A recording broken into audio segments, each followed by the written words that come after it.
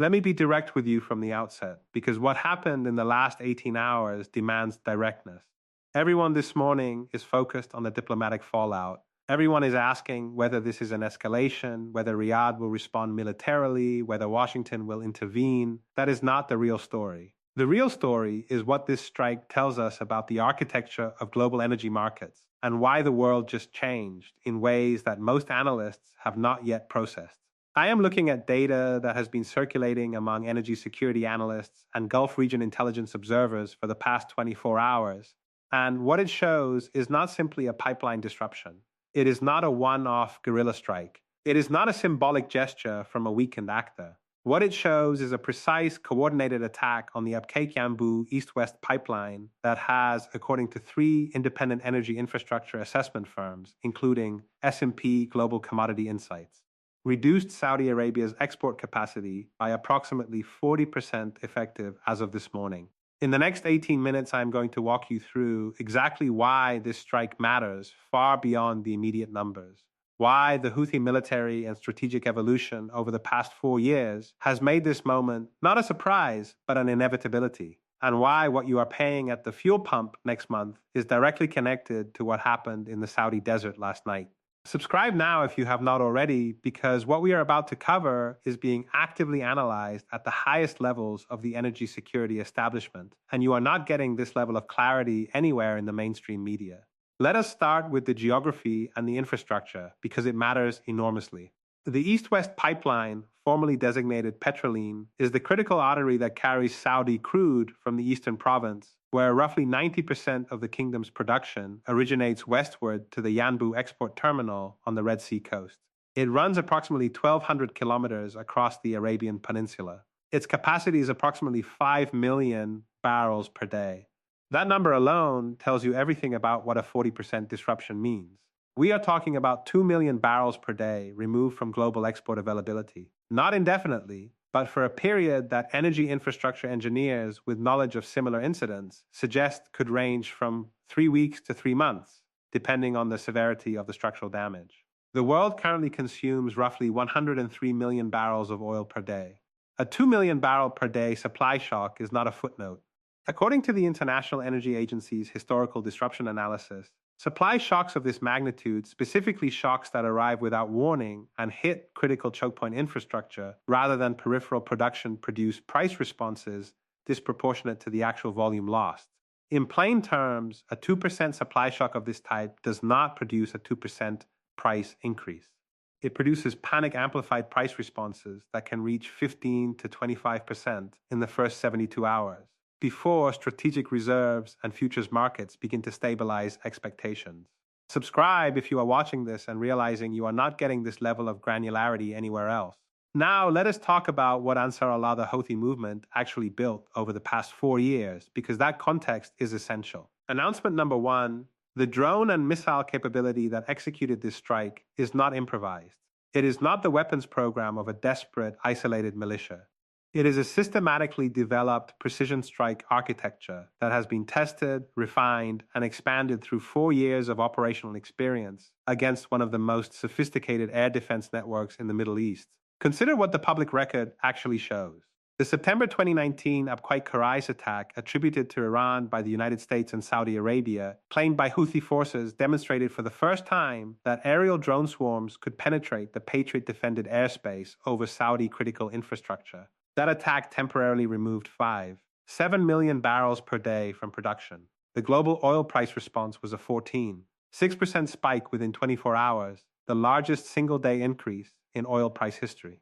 The infrastructure was repaired in weeks because the damage, while severe, was targeted at above-ground processing facilities rather than buried pipeline sections.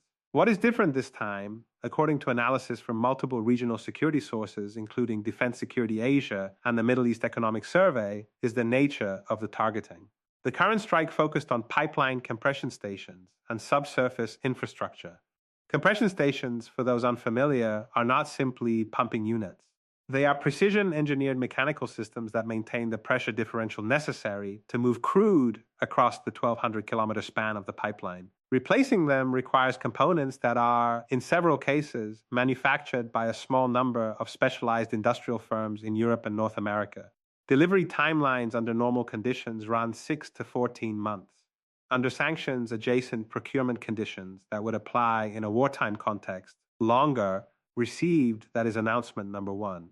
Announcement number two, the strategic timing of this strike is not accidental. This is the part that almost nobody in the mainstream analysis is connecting correctly, and it is the part that will matter most for the next 6 to 18 months of global energy politics. Stay with me because this is where the narrative completely changes. The strike occurred within a 48-hour window that coincides with three simultaneous geopolitical pressure points. First, OPEC Plus ministerial meetings in Vienna, where Saudi Arabia had just announced a unilateral production increase of 500,000 barrels per day, a move widely read as a Saudi signal of alignment with Washington's interest in suppressing oil prices to fund extended support for regional allies. Second, the expiration of the UN-mediated Houthi ceasefire monitoring framework, which had been quietly extended 4 times since its original signing, and whose termination removes the last formal international constraint on Houthi offensive operations. Third, and most significantly, a 42-day window before the United States presidential transition completes its national security review process, a period during which operational military response decisions are structurally slowed by bureaucratic transition. That is not a coincidence. That is operational planning.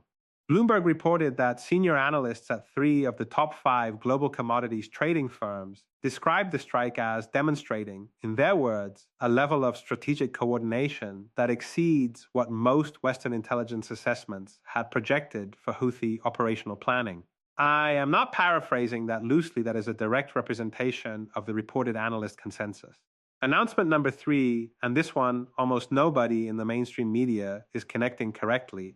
What this strike reveals about the changing economics of asymmetric warfare in the energy sector. The East-West pipeline represents approximately $120 billion in replacement value if you account for full infrastructure, associated facilities, and the development cost of the original Petroline construction program adjusted for inflation.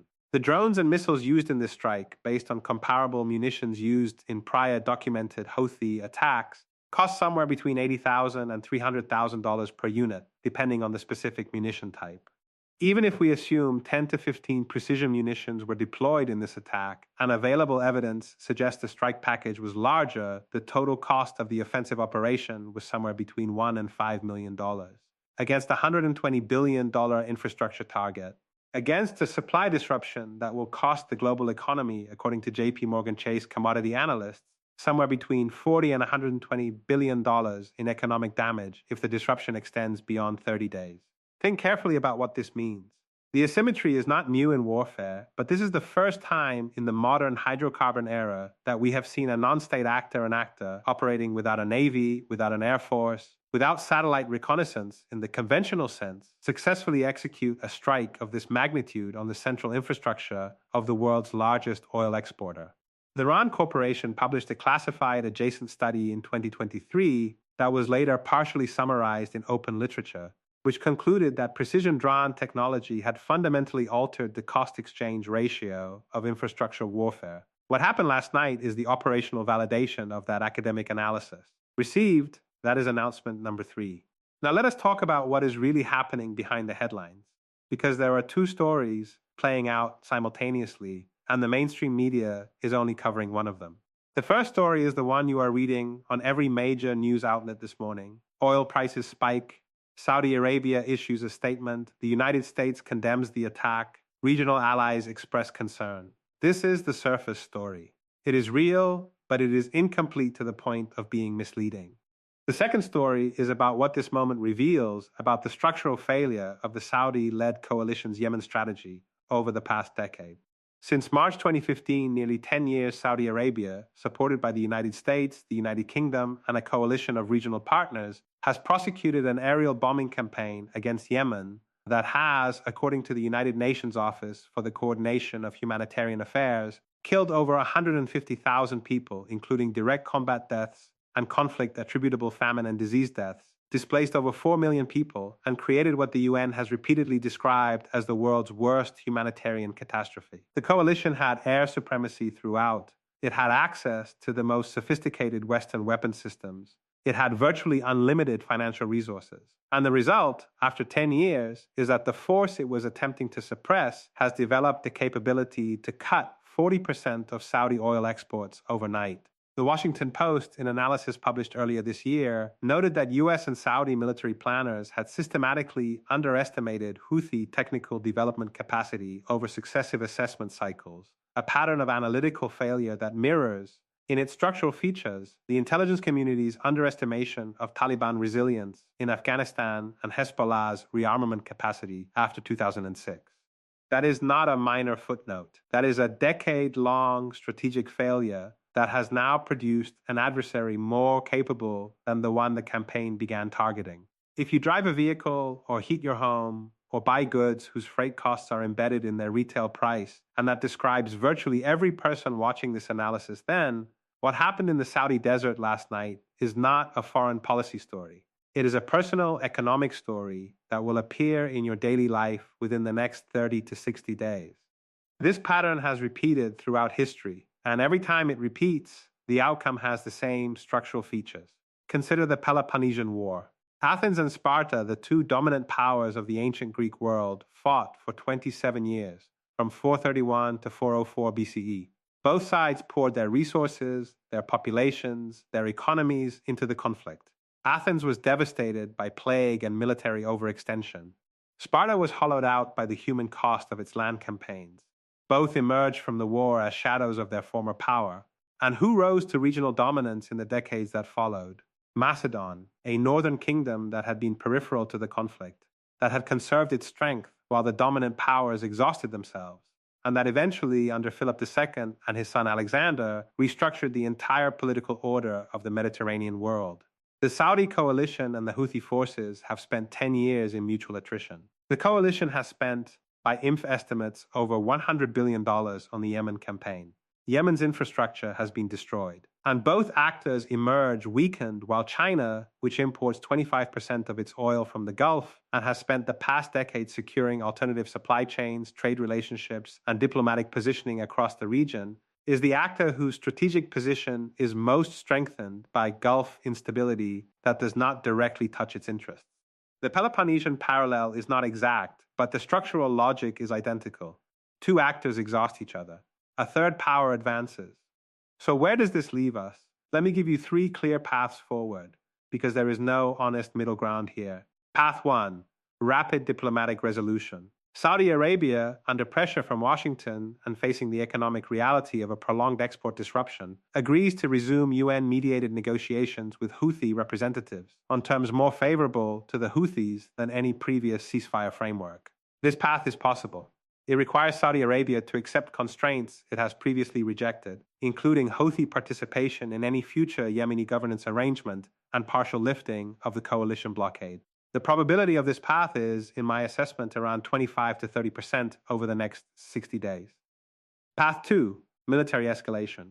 The United States and Saudi Arabia, unwilling to accept the strategic precedent set by this strike, respond with a significantly intensified air campaign targeting Houthi weapons manufacturing and drone launch infrastructure. This path is the one most likely to be publicly advocated by voices in Washington. The problem with it, and this is the part that matters, is that it is the same path that was pursued after every previous major Houthi strike, including Abqaiq in 2019, and produced no durable reduction in Houthi strike capability. The probability of this path is approximately 45 to 50%.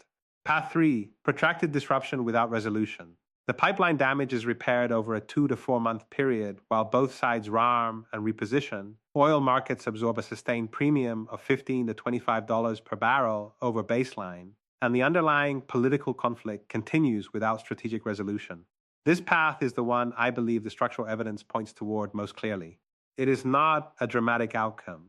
It is, in many ways, the worst outcome, not because it involves acute catastrophe, but because it involves sustained, grinding economic damage distributed globally, while the political actors with the capacity to resolve the conflict lack the political will to do so.